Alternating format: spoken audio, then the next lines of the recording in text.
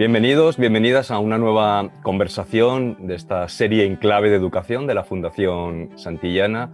Llevamos ya varias conversaciones hablando con distintas voces iberoamericanas sobre el sentido de la escuela, sobre los fines de la escuela esencialmente y sobre qué debemos enseñar y qué debemos aprender en las escuelas. La situación en la que estamos viviendo en los últimos meses en todo el mundo es excepcional y nos está permitiendo también que esta conversación que ya habíamos iniciado antes la podamos hacer con una mirada probablemente diferente, amplificando o sintiendo algunas cosas que sabíamos pero que no estaban del todo claras para todo el mundo. Hoy tenemos la enorme suerte de tener probablemente una de esas voces realmente iberoamericanas, alguien que lleva muchos años viajando de un lado para otro entre nuestros países y que sus reflexiones, su pensamiento, sus escritos, sus conversaciones han influido de una manera determinante no solo en las prácticas de muchísimos docentes de toda Iberoamérica, sino también en las políticas educativas de muchos de nuestros países. Os dejo un momentito para que veáis con quién estamos hablando y empezamos la conversación con él.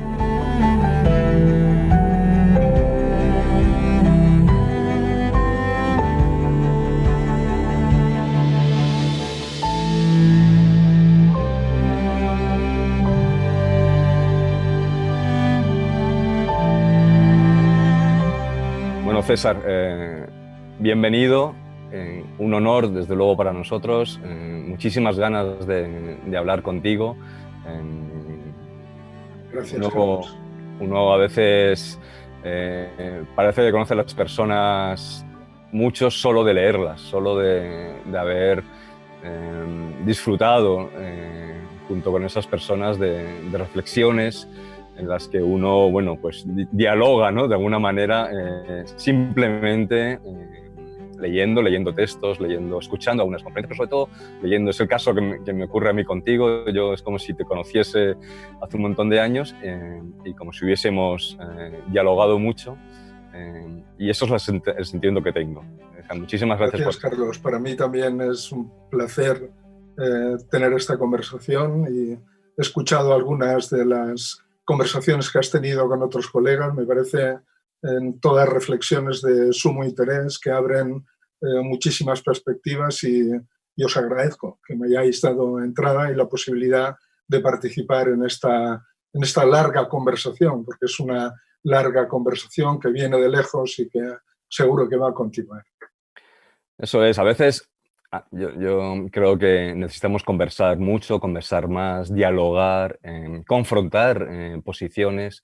Con la educación uno tiene esa sensación muchas veces que lo que tenemos entre manos es una larga conversación, una conversación casi infinita en la que constantemente estamos tratando de ir un poco más allá, de repensar los sentidos de la escuela. En esa conversación tú has sido, como decíamos, un actor protagonista importante en las últimas décadas para nuestra comunidad iberoamericana.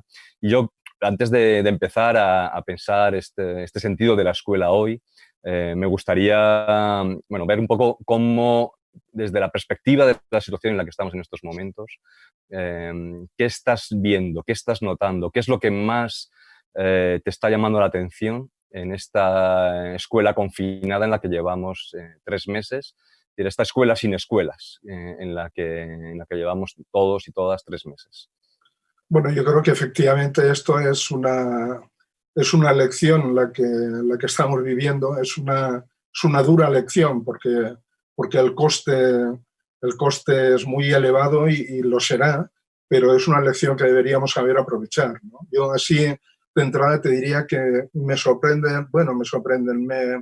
me realzan dos ideas que mucha gente, muchos colegas y muchos de nosotros habíamos ya comentado, pero que ahora sí que creo que aparecen con una evidencia que no podemos seguir, que habrá que ser muy ciego para seguir sin querer verlo, ¿no? Porque yo creo que muchas veces no se quiere ver. Son las enormes desigualdades que se siguen dando en el mundo de la educación y que evidentemente la situación actual pone de manifiesto que ya no se pueden abordar solo desde la escuela, cual remite, digamos, a esta idea que hemos comentado en otras ocasiones de que las políticas educativas ya no pueden ser únicamente políticas escolares y que las políticas de equidad tienen que seguir siendo escolares, pero no pueden seguir siendo solo escolares. Esta es una de las cosas que más me han sorprendido, ¿no? Porque cuando se analiza un poco el tema, se ve las voces que se escuchan ponen sobre todo en manifiesto las desigualdades a nivel de equipamiento, de tecnología, de banda ancha o no, es decir, de déficits tecnológicos. Pero yo creo que eso, siendo importante, digamos, es lo menos difícil de superar. Al fin y al cabo es solo una inversión la que hace falta ahí. Para mí las desigualdades que ponen de manifiesto la situación actual tienen que ver con algo más profundo, que no se puede resolver desde la escuela, sino desde políticas educativas más amplias. Por ejemplo, en qué condiciones están muchas familias teniendo que recoger estas tareas que les llegan continuamente de las escuelas y que tan esforzadamente los profesores envían. Cómo trabajar en un apartamento de 50 metros cuadrados, 2, 3 adultos y 2, 3 niños con un ordenador, un móvil o algo, si es que los tienen, ¿no? Digamos, estas condiciones yo creo que son otra fuente de desigualdad enorme. Y la peor, la más grave, la más difícil, el capital cultural de las familias. Pura y simplemente es que para muchas familias, digamos, ese seguimiento que se les pide con este realizar tareas en el contexto escolar es pura y simplemente imposible, porque no tienen el capital cultural necesario para hacer ese acompañamiento. Y luego ya para poner el último eslabón, ¿qué sentido tiene para esos niños, esos adolescentes, para muchos de ellos, hacer en casa lo mismo que les pedían hacer en la escuela? Digamos, cada contexto tiene su dinámica, cada contexto tiene sus rutinas, su cultura, y trasladar al ámbito familiar exactamente las mismas tareas, digamos, que se venían haciendo en el contexto escolar, es muy bien intencionado. Es difícil imaginar otra solución, pero pone de manifiesto que nuestro sistema educativo está encapsulado en la escuela, y cuando algo falla, la posibilidad de utilizar los recursos y el conocimiento que se tiene en otros contextos donde también se aprende es muy limitado. Eso me ha sorprendido, digamos, ya lo sabía, pero creo que ha puesto de manifiesto, digamos, que hay que repensar profundamente, supongo que tendremos ocasión luego de hablar de esto, la escuela para que pueda seguir cumpliendo la función que al menos muchos, pensamos que debe seguir cumpliendo porque es la única que lo puede hacer como institución. Perfecto, yo creo que efectivamente ahora iremos efectivamente tratando de dotar de sentido o de sentidos a la escuela y de repensar cuáles deben ser los sentidos de la escuela a día de hoy. Pero efectivamente, como tú decías, yo creo que si algo nos ha puesto encima de la mesa esta crisis que estamos viviendo es visibilizar las enormes desigualdades que son sociales, económicas y de capital cultural que atraviesan lo educativo, y por tanto la necesidad, y eso me parece relevante, tú llevas años insistiendo en esta idea de que las políticas educativas no sean solo políticas efectivamente escolares, incluso en las cosas más básicas. Por ejemplo, decías, y es verdad, la brecha más obvia que hemos visto los primeros días era una brecha primaria tecnológica, una brecha de acceso. Pensábamos que la teníamos resuelta, pero no la teníamos resuelta. Sigue habiendo bolsas enormes, y en Iberoamérica en conjunto son muy grandes, de hogares sin conectividad, sin dispositivos y, por tanto, sin posibilidad de hacer una continuación escolar de cualquier tipo. Pero esa brecha, siendo importante, no es la más importante. Y esta brecha que nos hemos empeñado en las últimas décadas en acortar en las escuelas, dotando a las escuelas de conectividad y de recursos tecnológicos, nos hemos dado cuenta que cuando hemos tenido que sacar la educación de lo escolar y llevárnoslo a los hogares, nos faltaban las políticas de compensación, en este caso tecnológicas, en esos hogares, precisamente para dar continuidad a esa escolaridad. Es decir, que es un poco, en lo más básico también vemos que la necesidad de las inversiones de compensación y de equidad educativas tienen que ir no solo hacia las escuelas, no solo son políticas escolares, sino también, efectivamente, como tú llevas años señalando, son políticas mucho más transversales, sociales, y esto me parece que efectivamente nos lo ha puesto sobre la mesa. Tú decías en alguna ocasión que no solo, lo importante es que no solo se hereda la riqueza y la pobreza, sino que también se heredan las oportunidades para aprender. Y esta es la situación que estamos viviendo en estos momentos, ¿no? De enormes desigualdades en las oportunidades para aprender, vinculadas además y acrecentadas con desigualdades simplemente para poder vivir, ¿no? De una manera digna. Tú llevabas muchos años ya precisamente cuestionando el sentido de la escuela, de lo escolar. Vamos a centrarnos primero en la escuela y luego trataremos un poco de abrirlo, ¿no? En esta idea que tienes tú de ecología del aprendizaje.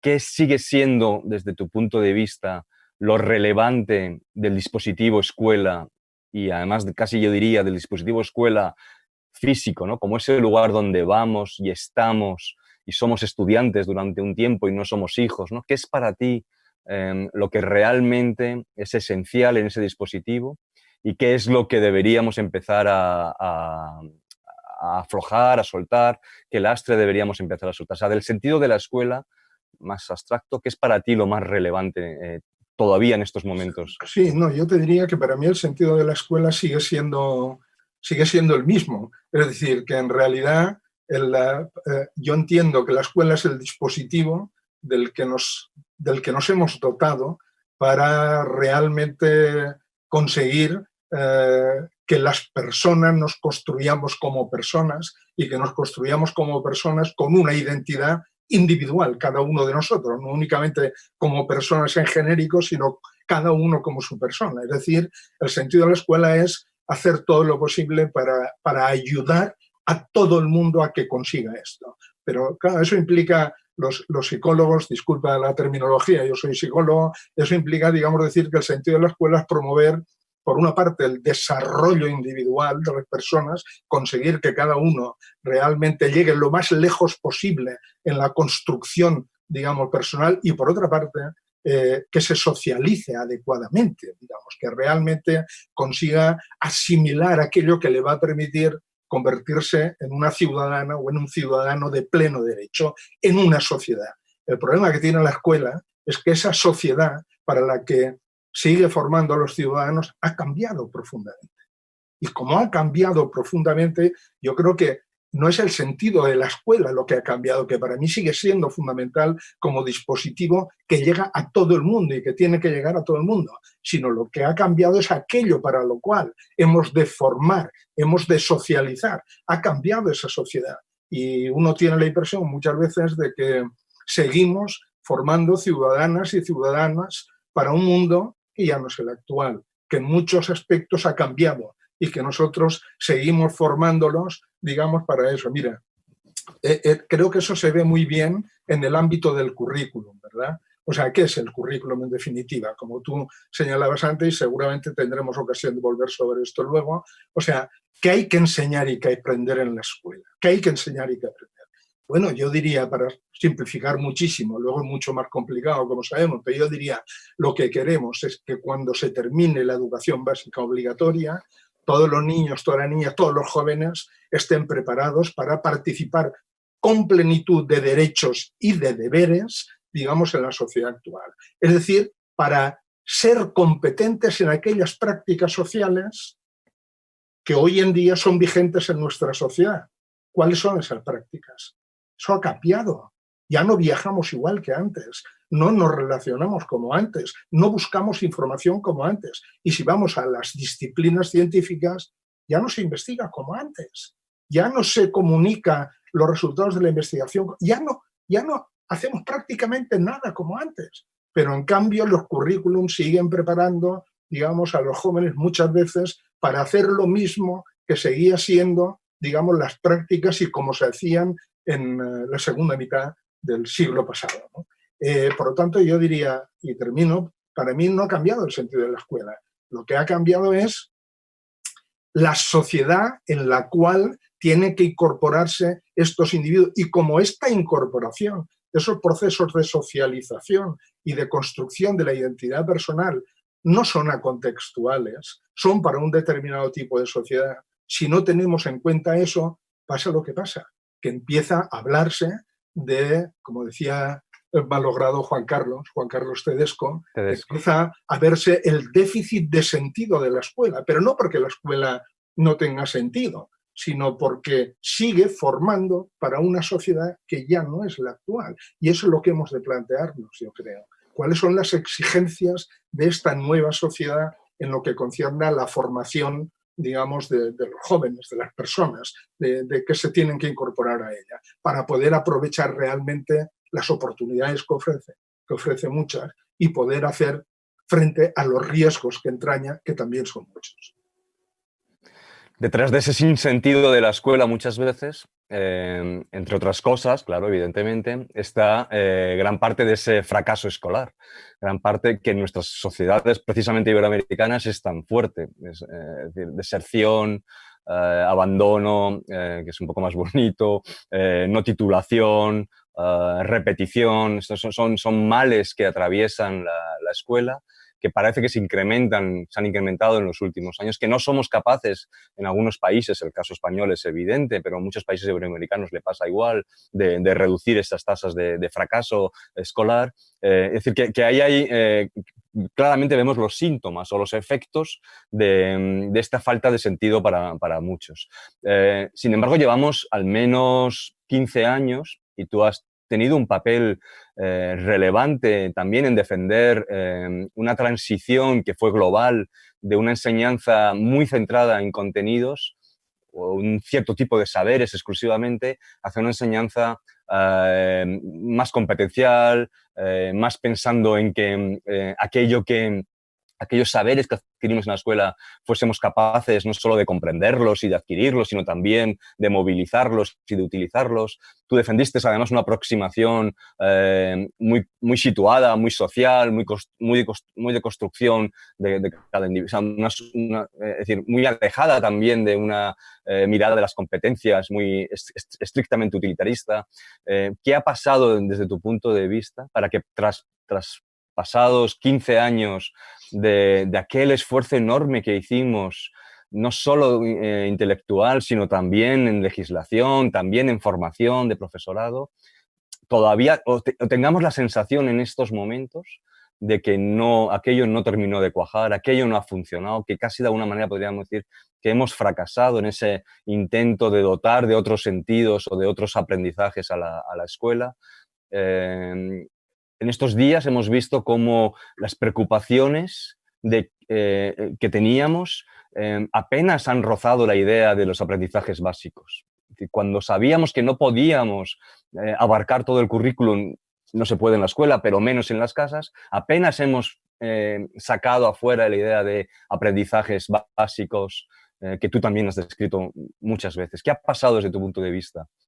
Bueno, me parece que en lo que dices hay varios, me gustaría retomar dos o tres puntos, ¿no? Uno es el del sentido, y que para mí, digamos, está en la base de ese incremento del abandono, del fracaso, y el sentido de los aprendizajes escolares, y ahora ya no hablamos de la escuela, sino el sentido que tiene lo que para los alumnos, para los jóvenes, para las jóvenes, qué sentido tiene para ellos lo que aprenden en la escuela y las dificultades que tienen a menudo para dar sentido a los aprendizajes que tienen lugar en el marco escolar, ¿no? Ese es un tema. El otro tema es el de las competencias, y el otro tema yo creo que aún es el de lo básico y qué consideramos básico, ¿no? Muy brevemente, si me permites, en relación a lo del sentido, yo te diría que es con ser muy preocupante el tema del fracaso, del abandono. Lo más preocupante, no sé lo más preocupante, pero lo más sintomático es que incluso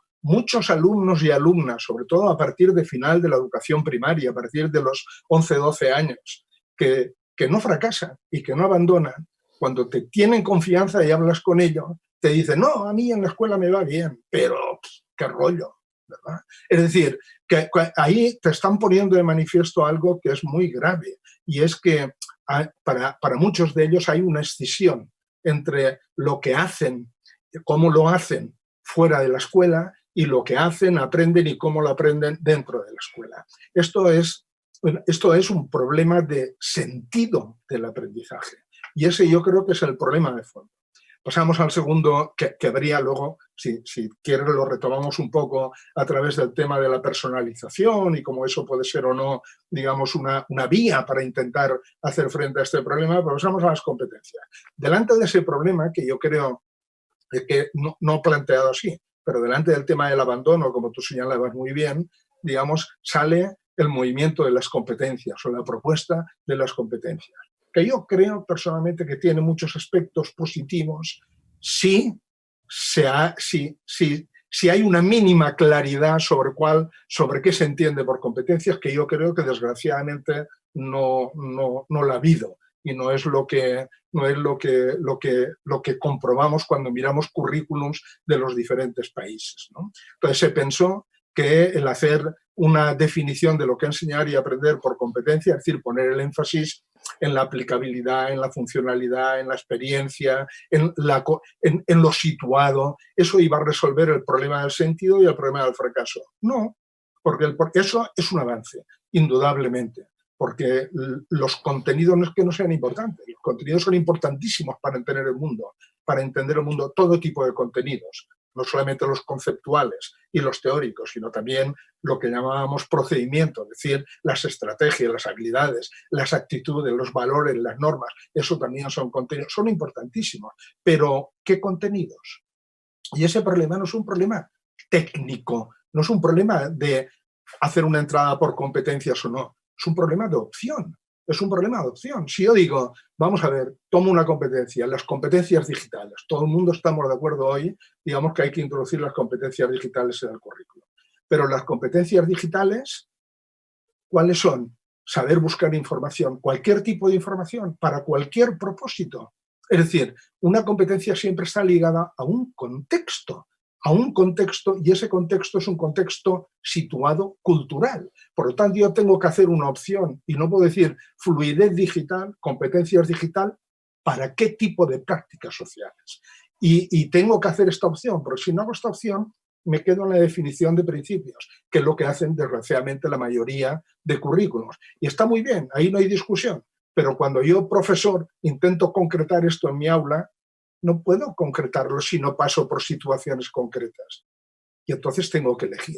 Y eso me lleva, y con esto cierro, digamos, este punto, al tema de la dimensión ética, moral, ideológica, en un sentido potente de la educación. Yo no puedo plantearme qué enseñar y qué aprender si no pienso en qué tipo de sociedad quiero promover y en qué tipo de persona en esta sociedad quiero promover. Y ese es un debate que en educación generalmente se obvia. Entonces nos referimos, digamos, a si habilidades, a si competencias, si capacidades, cuando eso es importante, no lo dudo, pero al final lo que me llevará a decir si tengo o no yo que poner algo es el pensar que sea algo que tengo que poner en el currículum, es algo que va en la línea de lo que yo pienso que toda persona debería hacer y poder hacer en esta sociedad o no. Y tengo que elegir, tengo que hacer una opción. Y esto me lleva al tema de los básicos, ¿no? Claro, yo siempre, o sea, a menudo, cuando hablo de esto con la gente, digo, vamos a ver, de todos los que estamos reunidos aquí, ¿quién es matemático? Tú, muy bien, pues a ti no te vamos a poner problemas de matemática. Yo no soy matemático. A ver, ponerme y hacerme preguntas que tendrían que resolver los chavales según el currículum al final de la educación secundaria obligatoria, o sea, del primer tramo a la secundaria obligatoria. Suspendo en física, suspendo en matemáticas, suspendo en todo. Tengo una ventaja, claro, y es que si quiero aprender eso, tengo recursos para en muy poco tiempo aprenderlo, si lo necesito. ¿Qué quiero decir con esto? Quiero decir que una cosa, cuando estamos pensando en la educación básica, deberíamos pensar aquello, no que son básicos, sino que son básicos imprescindibles. Es decir, aquello que si yo no he adquirido, cuando termino la educación básica, me imposibilita seguir aprendiendo. Me va a crear grandes dificultades. Lo más probable es que me provoque, me excluya socialmente o tenga dificultades para construir un proyecto de vida personal y profesional. Esos son los imprescindibles. Esos son los básicos imprescindibles. Esos son los que muchos niños y niñas ya los adquieren sin necesidad de la escuela. Pero la escuela existe justamente para que todos, sin exclusión, tengan la posibilidad, tengan la garantía de poder adquirir eso. Y luego están los otros básicos. ¿Cuáles son los otros básicos deseables? Carlos, para mí, cuanto más mejor. Claro, evidentemente. Yo no estoy haciendo una propuesta de vaciar el currículum. Estoy en una propuesta de identificar aquello que está en la base de las desigualdades delante de la posibilidad de aprender, que yo identificaría con los básicos imprescindibles, y poner a disposición de todo el mundo cuantas más posibilidades de aprendizaje, más profundo y más amplio, mejor. Por lo tanto, resumiendo, yo te diría, el problema fundamental para mí es el problema del sentido de los aprendizajes escolares, cómo hacemos frente, cómo potenciamos, cómo promovemos que los alumnos concedan un sentido y un valor personal también a lo que aprenden en las escuelas y no solo a lo que aprenden fuera. Segundo, cómo avanzamos hacia una definición de las competencias que no lo convierta en algo puramente técnico y en una, digamos, algo formal, algo burocrático que haya que llenar poniendo no sé cuántas columnas, sino que le damos esta dimensión moral, ética e ideológica. Y cómo promovemos esta reflexión, es decir, cuanto más y más profundamente aprenda un alumno o una alumna de educación básica, mejor. Pero hay un núcleo, que ese núcleo es lo único que debería ser realmente obligatorio y garantizar para todo el mundo, que tenemos que asegurarnos de que todos los niños y niñas, cuando terminan la educación básica, lo adquieran. Porque si no, reproducimos una y otra vez, digamos, el mismo ciclo. Y un apunte, ¿no? Claro, tú decías, ¿qué ha pasado desde aquellas reformas con todas estas propuestas? Solamente te diré, es que no sé en otros países, digamos exactamente, pero en España, que lo conozco un poquito más directamente, te diré, cuando se promulgó la LOCSE, que es cuando se hizo este cambio realmente, Carlos, en España no había apenas inmigración, no había inmigración, creo que era un 2 o un 3%, tú sabes lo que hay hoy en día, y no existía Internet, no existía Internet. O sea, yo recuerdo en el 95 la primera vez que me hablaron de Internet. Los currículos, tú miras los currículos que se hicieron entonces y los que hay ahora, y ha cambiado poco, excepto que lo que antes se detallaba mucho, ahora se ponen los títulos en los epígrafes. Pero cuando uno analiza lo que hay detrás, los contenidos no varían. Aunque ahora la entrada sea por competencias, antes fuera por contenidos y luego fuera por capacidades y contenidos. Entonces yo creo que ahí, digamos, esta reflexión hay que hacerla también. El mundo desde 1990 y algo a 2020 ha dado un vuelto radical. No existía Internet. Es que no existía. Nos damos cuenta hoy en día de lo que significa eso. No. Y en España, por ejemplo, no había inmigración. No teníamos inmigración. Creía que era un 1 o un 2%, una cosa así. Claro, la situación no tiene nada que ver. Y las desigualdades, curiosamente, no han disminuido mucho en relación a aquella época. En todo caso, se han incrementado. Al menos la distancia entre los más favorecidos y los menos, digamos, con menos recursos, ¿no? Efectivamente, ¿no? Tienes toda la razón. Claro, ya en nuestro país tenemos miedo en España y en otros países europeos les pasa exactamente lo mismo, a hacer nuevas reformas legislativas porque tenemos la sensación de que estamos todo el rato cambiando, pero tienes toda la razón que desde el año 95, 94, 95, cuando se promulga LOCSE, las sucesivas leyes son todas herederas, técnicamente pueden ser ligeramente diferentes en algún tipo de temas de organización escolar, pero desde el punto de vista curricular prácticamente son todas herederas, cuando efectivamente en estos 25 años hemos cambiado radicalmente. Y tienes toda la razón, efectivamente en el año 95 todos entramos por primera vez de alguna manera en contacto con Internet, era una cosa incipiente y ahora vivimos. Nos relacionamos, como bien ha dicho nuestro ministro muchas veces, ¿no? Hacemos todo hasta amarnos ¿no? a través de la red. Y esto provoca cosas muy interesantes que tú también, que ahora ya has mencionado y que tú has trabajado mucho. Citabas, ¿no? Dar sentido a todos, es decir, que efectivamente uno de los problemas es que incluso aquellos que aparentemente van bien y aquellas que van bien en la escuela están yendo bien sin sentido y muchísimas veces están yendo bien sin realmente aprender, ni siquiera los básicos, simplemente pasando de curso. Y esto es un problema gravísimo. porque entonces estamos garantizando el acceso a la educación, pero no el derecho al aprendizaje realmente. Entonces tú dices, para dar sentido a todas y a todos, necesitaríamos empezar a trabajar también esta idea de las rutas personales de aprendizaje, de la personalización de alguna manera del aprendizaje, que ya no solo sucede, como nunca ha sucedido de todas formas en la escuela, sino que sucede en muchísimos otros contextos.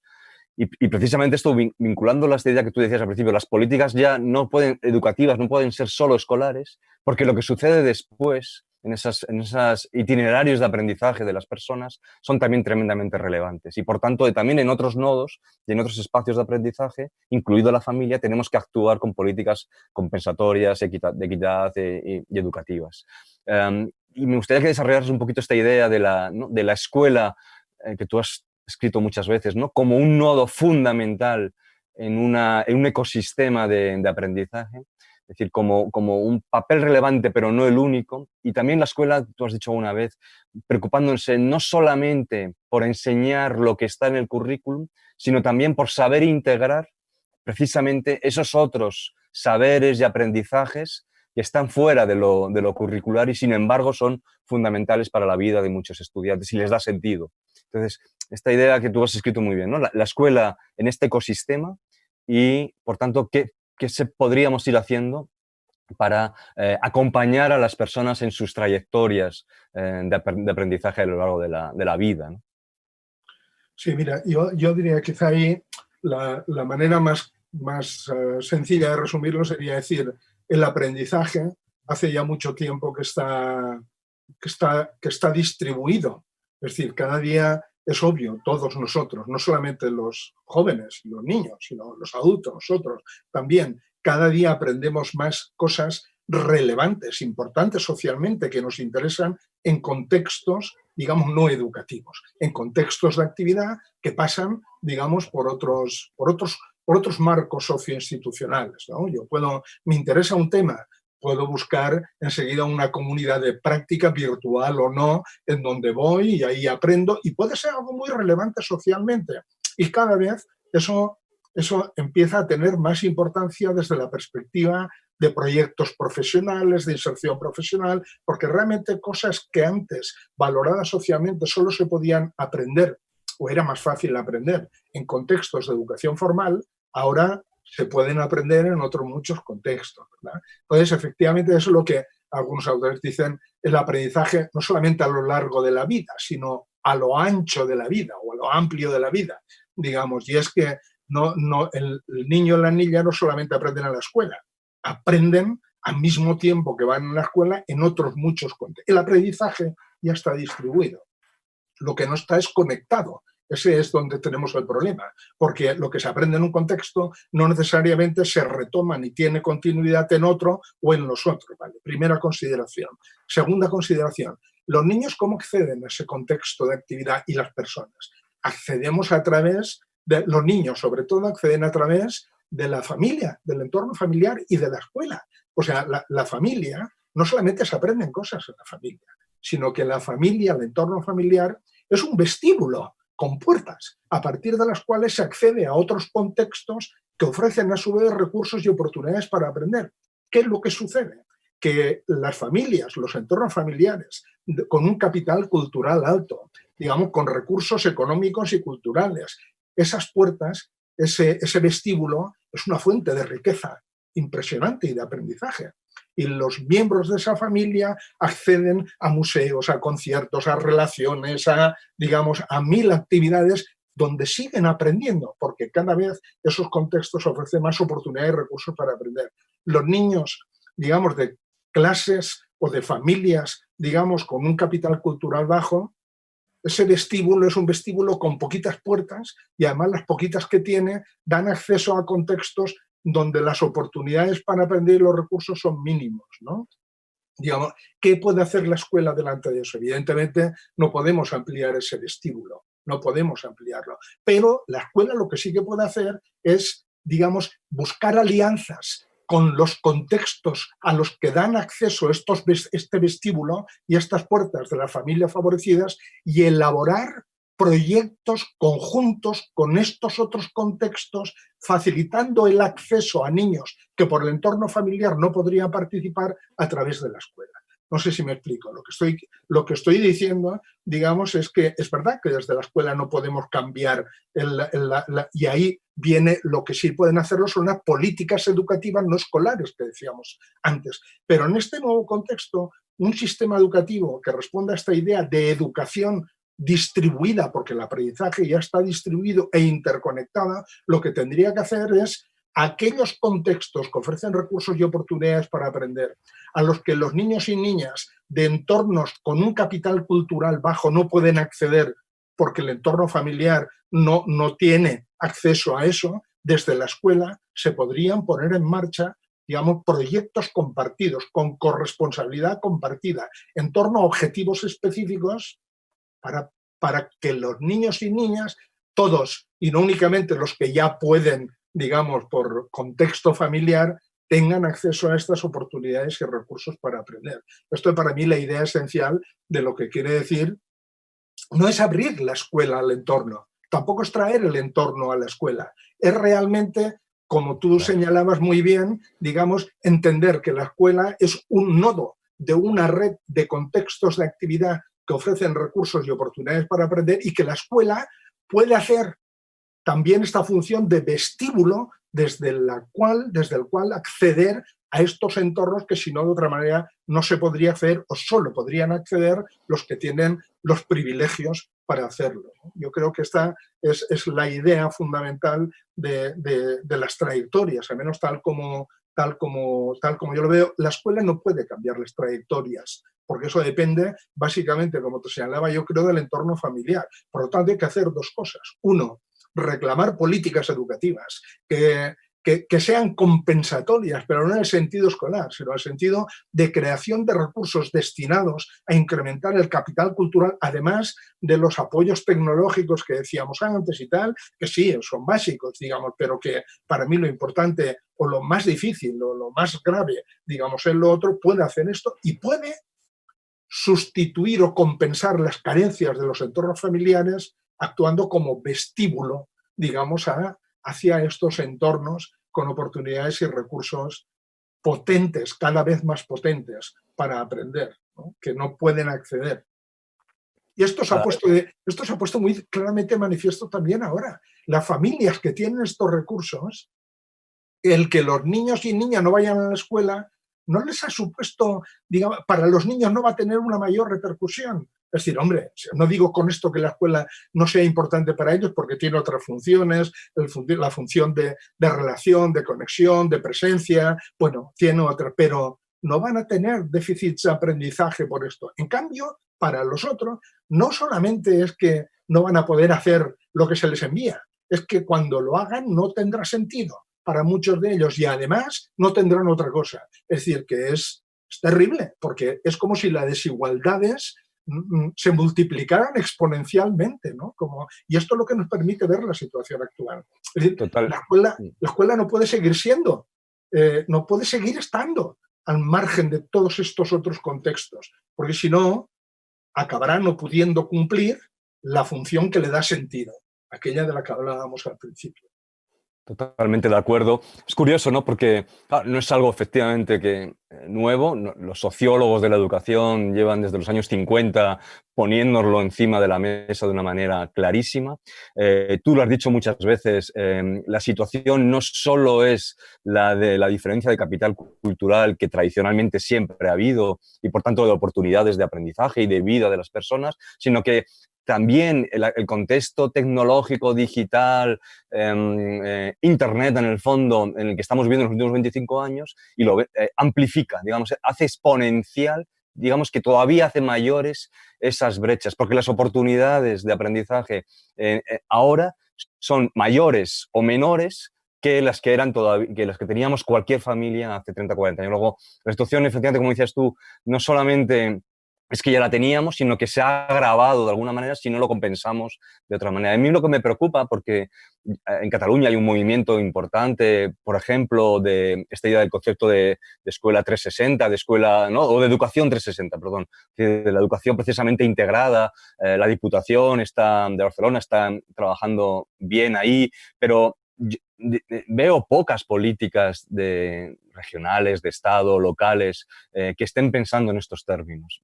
Hay una especie de ceguera, ¿no? Y esto es preocupante porque no parece que tengamos recursos suficientes para compensar solo con políticas escolares, y estamos obviando constantemente estas políticas educativas que no abordan solo lo escolar. Y esto es una preocupación grande, ¿no?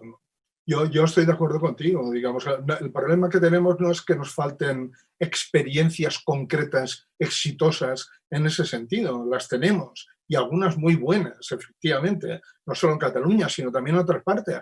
Digamos, el problema es que eso siguen siendo experiencias. O sea, no hemos tomado conciencia de que eso no es solamente un problema puntual o una respuesta circunstancial para alumnos que provienen de entornos desfavorecidos. Eso toca la esencia del sistema.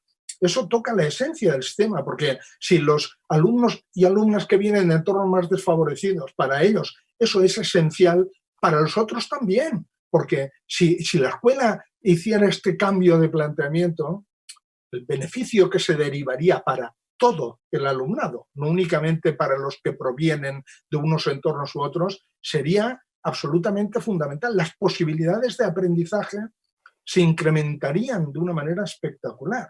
Lo que no tiene sentido es cada vez, digamos, que pensamos en ampliar las posibilidades de aprendizaje, incluirlo en el currículum como una asignatura obligatoria. Claro, eso me parece, digamos, que a estas alturas continuemos discutiendo si tiene que haber una asignatura más de no sé qué, o si tiene que haber más horas de no sé cuánto, y en lugar de plantear este problema de fondo, que yo creo que es el que a medio o largo plazo va a condicionar el futuro de los sistemas educativos, corremos un riesgo enorme. Y el riesgo que corremos es que al final la escuela aislada, digamos, en su visión de escolarización estricta, se convierta en el recurso asistencial de los más desfavorecidos, y no realmente, digamos, en que ya no pueda seguir cumpliendo la función que decíamos al principio para todo el alumnado. Insisto, para todo el alumnado.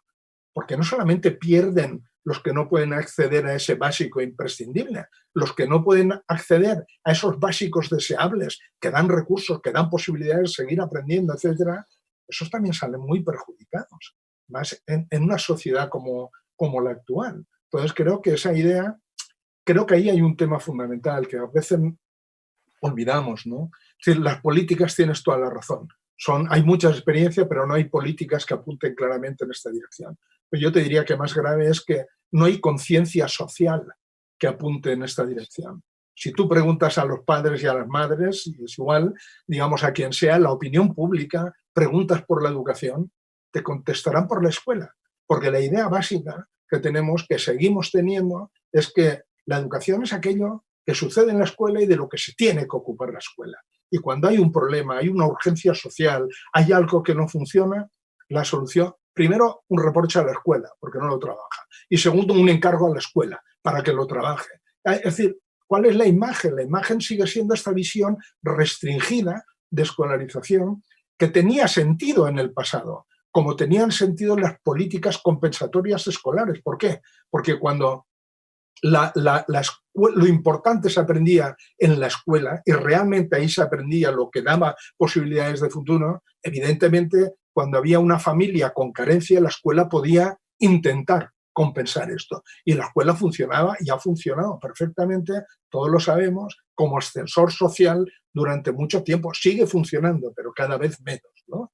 Pero cuando la familia se convierte en ese vestíbulo del que hablábamos, que da acceso a todos esos contextos que ofrecen tantas oportunidades y recursos para aprender, y a veces tan importantes, la escuela pierde capacidad por sí sola, si sigue encapsulada, para dar una respuesta de compensación a esas diferencias delante del aprendizaje.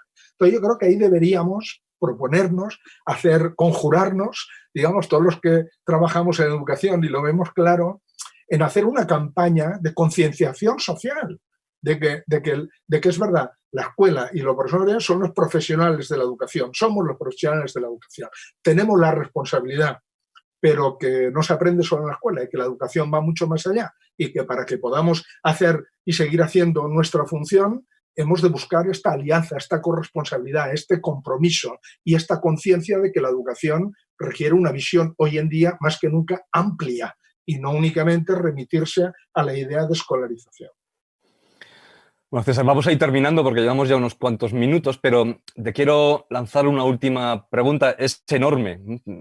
Podríamos tirarnos 3 horas, pero bueno, vamos a intentar ser así como cortos en la respuesta de algo que no lo es. Pero bueno, tú has dicho varias veces y llevamos manejando la idea de bueno, da igual que sea competencias, capacidades, habilidades, pero tú has dicho varias veces en esta conversación que en realidad un tema importante de la escuela es que te da las posibilidades para poder, si lo necesitas, seguir aprendiendo.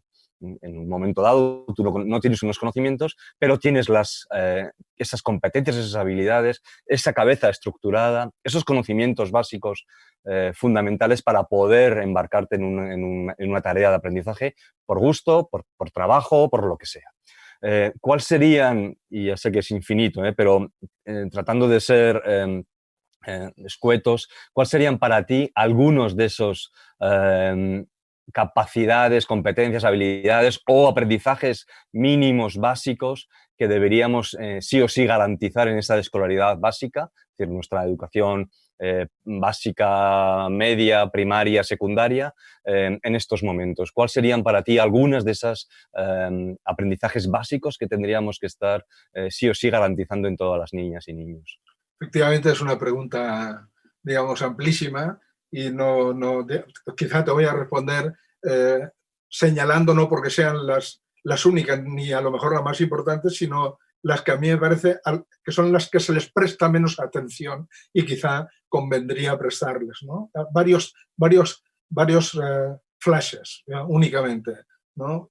Uno, yo sigo pensando que lo que es la alfabetización letrada y numérica es fundamental. Digamos, con eso no estoy proponiendo una vuelta a los básicos, pero que eso también es básico. Segundo, yo diría, para mí, para seguir aprendiendo, más allá de las estrategias cognitivas, cognitivo-motivacionales, todo lo que tú quieras, que es verdad, que no lo tal, para mí hay algo que olvidamos y que es fundamental, y es que para mí un aprendiz competente es aquel que sabe, delante de una situación, es capaz de identificar lo que no sabe, reconocerlo, que es muy difícil, aceptarlo y sabe sobre todo a dónde tiene que ir para pedir ayuda, porque el conocimiento nunca se aprende solo y el aprendizaje nunca se hace solo, se hace con otros. Saber dónde tengo que ir a pedir ayuda. Saber pedir ayuda. No sabemos pedir ayuda ni nos enseñan a pedir ayuda. Generalmente estamos dispuestos a dar ayudas, pero a pedirla eso nos cuesta muchísimo más. Y luego aprovecharla. Tampoco sabemos. Es decir, para mí estas habilidades, que como veas son habilidades, yo diría, no sé, no son cognitivas, pero lo son. No son emocionales, pero lo son. No sé de qué son, digamos, porque creo que son muy globales y que lo integran todo, pero que es fundamental. Saber pedir ayuda. Saber identificar cuando uno necesita ayuda, saber pedirla bien y saber incorporarla. Eso para mí es otra de las ideas que creo que sería fundamental. Eso no tiene que ver con el currículum, tiene que ver con cómo se trabaja el currículum. A lo mejor no tiene que ver ninguna competencia sobre eso, tiene que ver con cómo se trabajan las competencias. Y tercer tip, yo te diría, porque creo que con el tema de las competencias alguna vez nos hemos pasado al otro extremo, uno, para pensar bien, ¿quién piensa mejor en física? ¿Quién sabe más física? ¿Quién piensa mejor en historia? ¿Quién sabe más historia? Es decir, el contraponer las pedagogías de personalización, de respeto, digamos, a los intereses, a los objetivos, todo lo que decimos, no comporta para mí, no debería comportar renunciar a lo que es el aprendizaje en determinados niveles al menos de lo que son los instrumentos básicos de comprensión y análisis de la realidad. Y eso nos lo dan las disciplinas. Digamos que yo no soy partidario, digamos, de vaciar los currículos. Otra cosa es lo de los básicos imprescindibles y deseables que comentábamos antes, pero debería todo alumno y alumna cuando termine la escolaridad haber profundizado al menos en una disciplina.